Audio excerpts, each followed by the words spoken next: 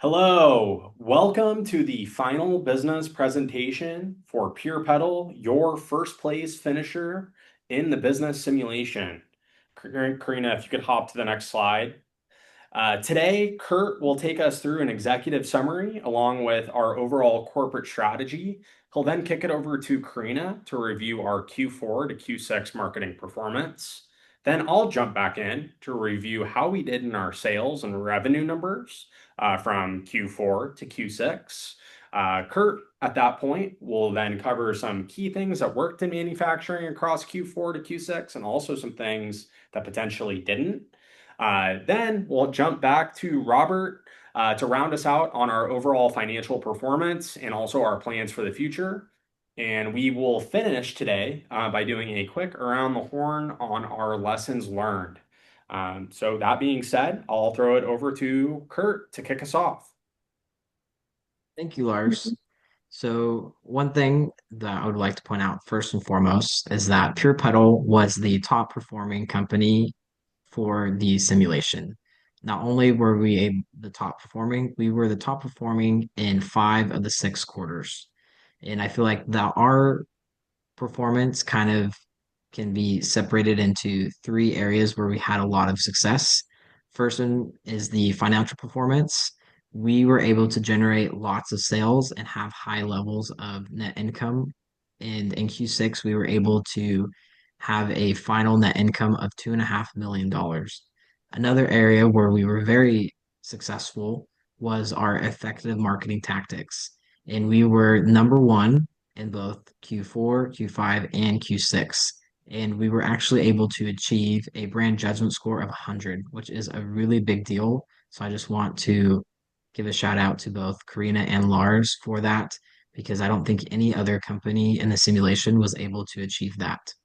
And then lastly, another area where we really stood apart from our competitors was our market performance. And we were located in all 4 stores of the global market. And by the end of Q6, we were able to capture over 32% of the global market share. If you would go to the next slide, Karina. One thing that I think really was helped guide us was early on in the start of the simulation, we kind of sat down and had a good strategy, and we would go back to that strategy through every quarter, and it kind of led us to the decisions that we made. And I think one thing that's super important is I feel like we had a very good mission statement. Our mission statement was Pure Pedal fuels your ride with rugged, sustainable bikes built to conquer trails and protect the planet. We were not only focused on good products, but also sustainable because we wanted to have a reliable product, but also a product that was not harmful to the earth or our customers.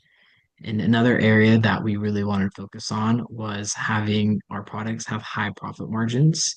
And that was kind of led us to the decision of choosing speed as our first priority target market, even though it kind of had less potential demand.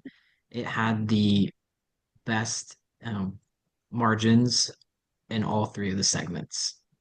And then we had a goal of not just earning the trust of our buyers, but also of our employees and just trust of overall our products. And we really wanted to have good products. And I think that is what helped us succeed. And then that I will pass it off to Karina to kind of go over some of our marketing over the last 3 quarters.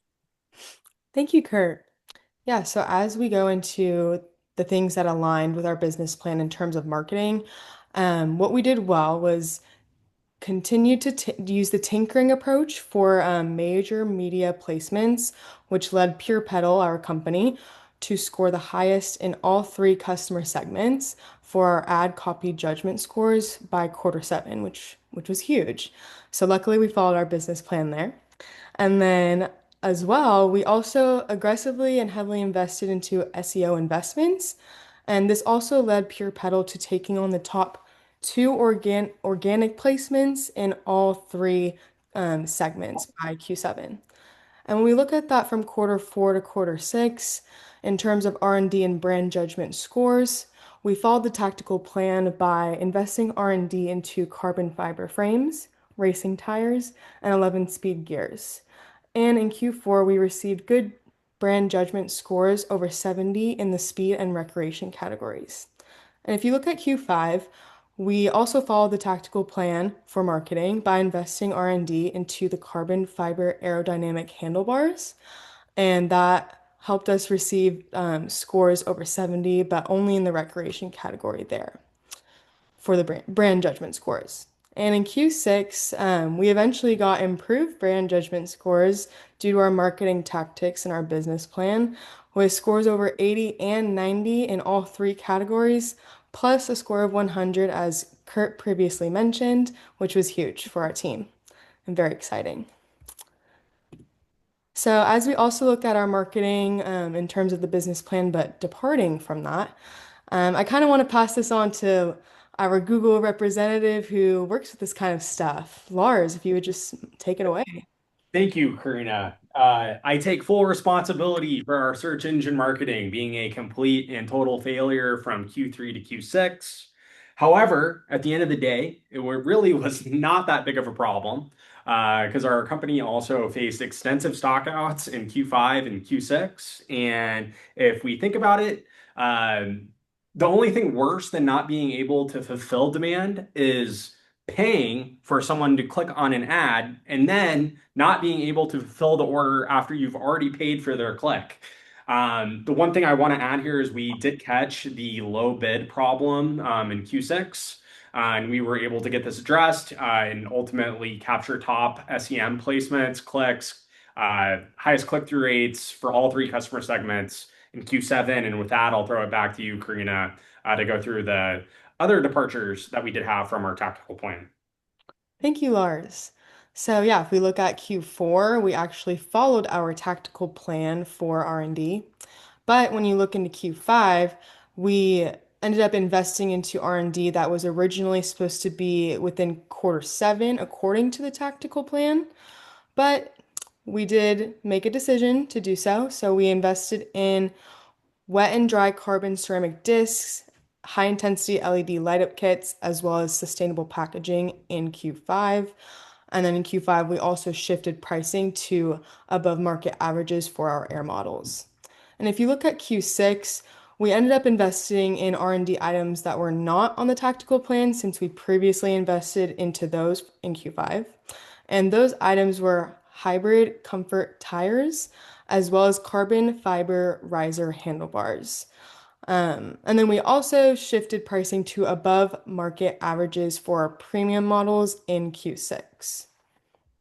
And I'm going to pass this on to Lars to talk about some of our sales. Thank you, Karina. Just to close the loop on the pricing, I think that was one of the moments of more discussion for our team during the simulation. I think we had Kurt and Robert who were very bullish on setting some pretty high pricing, where I was a little scared that we may tank the market. This ended up being one of the biggest risks that paid off in the simulation. Karina, if you could actually hop to the next slide. Yeah. One of the things that I'm really happy about that gamble, I would say, that we took was the revenue numbers that we ended up seeing in Q5 and in Q6 with, I guess, driving much more high profit margins per unit. In Q5, we generated $5.7 million of revenue and actually had a lot of stockouts. And that was followed by an actual huge jump of $3.3 million more, up to $9 million in revenue generated, with even larger stockouts in Q6. But hopping back to the last slide, I would say we actually pretty much stuck to our business plan during the simulation. We said that we were going to launch some new bike lines with our Air and our premium Pure Pedal lines. We did that. And we also decided as a team that we wanted to be a global company, and we successfully launched, staffed with salespeople, and operated in all four global markets throughout the simulation. So I won't go through this quarter by quarter, but you can see our tactical plan that we previously submitted to the board. We followed it almost to a T, with some deviations on the next slide. If you could please go to the next one. Uh, I'd say the big way that we did deviate was basically retiring models that we did not originally plan on retiring. I think as a team, we decided that we wanted to focus on our R&D driven most profitable lines. And, we've already gone through the revenue numbers and the large stockouts that we had that ultimately ended up being the right decision. And to talk about some of those, I guess, stockouts and challenges that we faced in manufacturing, I will pass it back to Kurt. Thank you, Lars. So yes, so even though Pure Pedal saw some really great successes throughout the course of the simulation, we did have some downfalls and we did underperform when it comes to our manufacturing.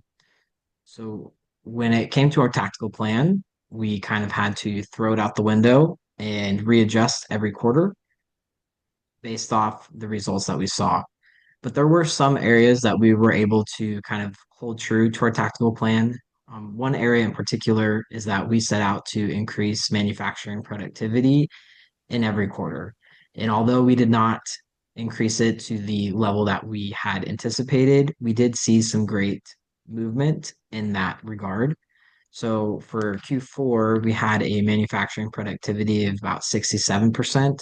But when we were able to get to this Q6, we had a manufacturing productivity of about 80%. And that is with the utilization of 4 hours of overtime in each of the quarters. If I were to take that away and say we had accurately predicted demand and we did not have to use overtime, our manufacturing productivity in Q6 would be 88%, which I feel like is a really great increase from where we were in previous quarters. Another area is, although it was prompted because we had a lot of stockouts, we did not have any excess capacity or planned capacity that we did not use. So in every quarter, we had 100% utilization for the most part, and that was good for our company, but also it was spearheaded by not having enough capacity to begin with. Karina, if you would go to the next slide, this is kind of where we had some large deviations. So originally we anticipated to have 3 hours of overtime kind of as a safeguard, but due to our really well performing marketing strategies and cutting edge marketing tactics, we were able to generate high levels of demand in every quarter, and we way underestimated the total number of units we needed to produce. And so that led us to have 4 hours of overtime used in all three of the quarters.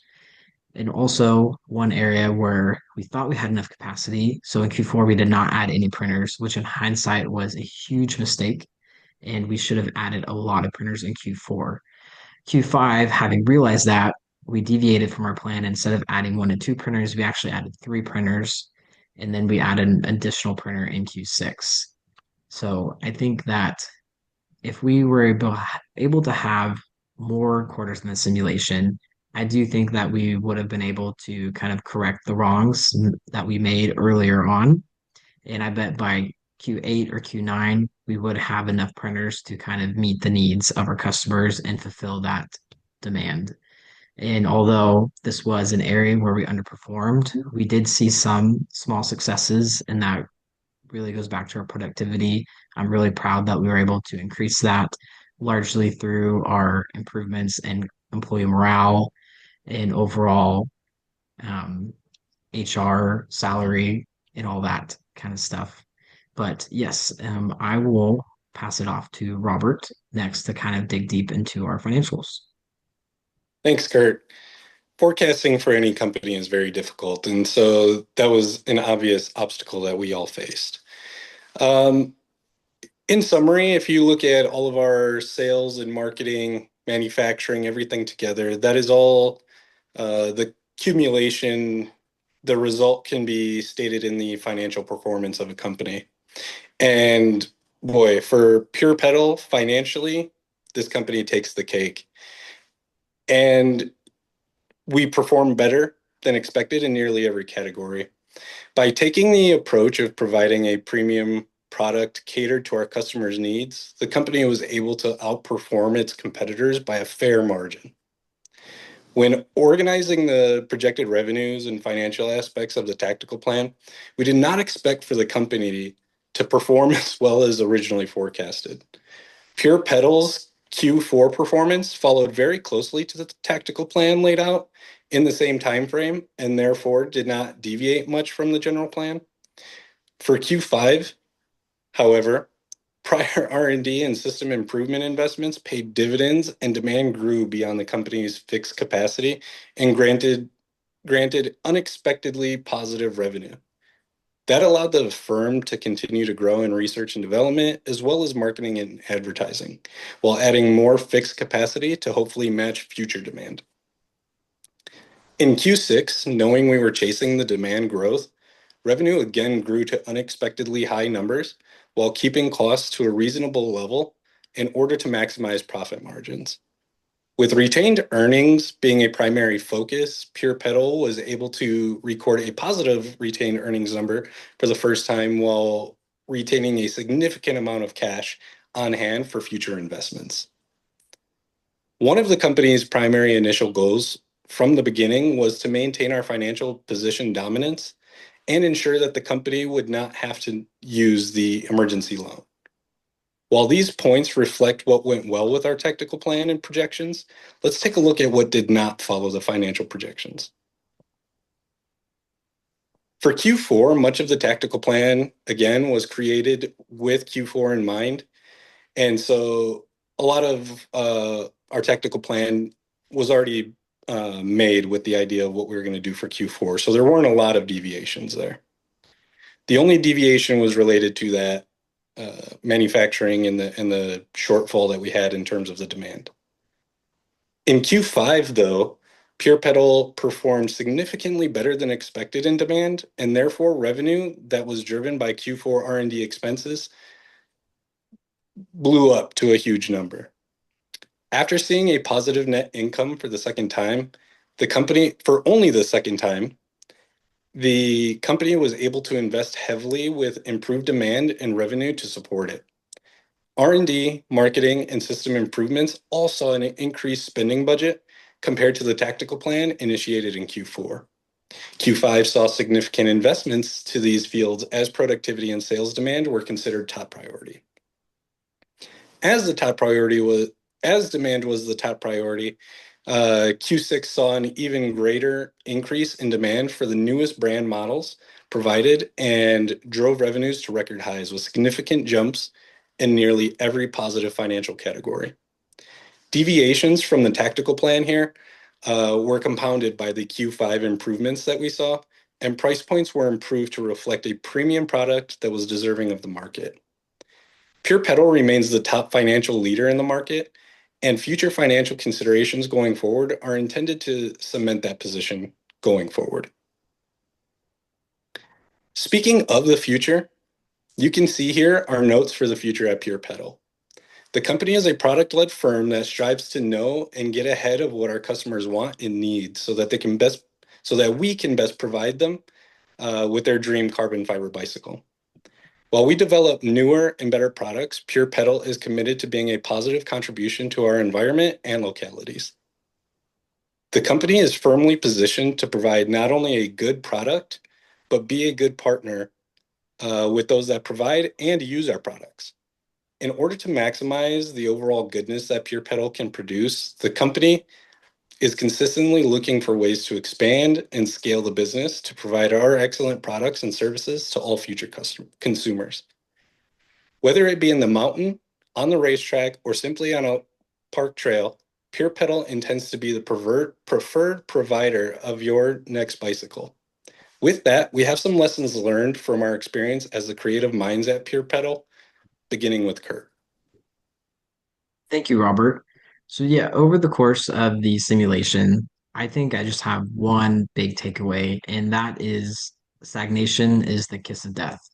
For a company to be successful, you constantly have to be evolving, not just your products, but also your strategies, your team, you cannot stay still. And that was one area where I feel like Pure Pedal kind of fell back a little bit is in Q4 we did not expand our capacity, and that just did not affect us in the next quarter, but it also affected us in all future quarters. So I think that was one key takeaway that I had is that we constantly have to be moving and evolving and bettering our products and company. And I will pass it off to Robert. Thanks, Kurt. Yeah, I agree with you. Some of those little decisions that we made as a team, some of that we didn't know necessarily would be a ripple effect repercussion later. But that was a huge lesson that I learned with us with this whole simulation was working as a team and all of the focus and demand that it takes um, between the leadership to make a company work well together. We learned a lot of lessons, specifically just how to work with each other and then how to, keep things moving and be successful. So next, I'll pass it to Karina. Thanks, Robert. Yeah, going off of what both of you just said, one of my big takeaways was just witnessing and experiencing firsthand that each department in a business plays such a vital role that they affect each other so quickly, and there's such a sense of urgency to a business or any type of company. And just experiencing that firsthand in the simulation was something I haven't had before, so I just learned so much throughout the entire process and how important it is for each department to know what's going on and how it affects one another. So, with that, I'm going to pass it on to Lars. Cool. Thank you, Karina. I'll round us out. Uh, for me, I think the big takeaway for me is that there's always some sort of limiting factor for businesses of any of any type. I mean, for us, it was our printers, but I think in my role at Google, we're always trying to help customers 10x their business, and a lot of the time that means 10xing your investment with Google. But a lot of the time, what we may see as an in-platform opportunity, whether that's things that are limited by budget, limited by target, limited by the coverage of keywords that you're selecting, um, may not be an opportunity for the clients that we do work with. And I think that this presentation will help me just think about my customer, or not this presentation, the simulation will help me think about my clients' businesses more holistically. And I really appreciate that it kind of opened my perspective a little bit. So, with that, we just want to also say thank you for the great class. And I guess this is Pure Pedal signing off for the last time. And appreciate it. Have a good night. Thank you. Thank Thank you. you.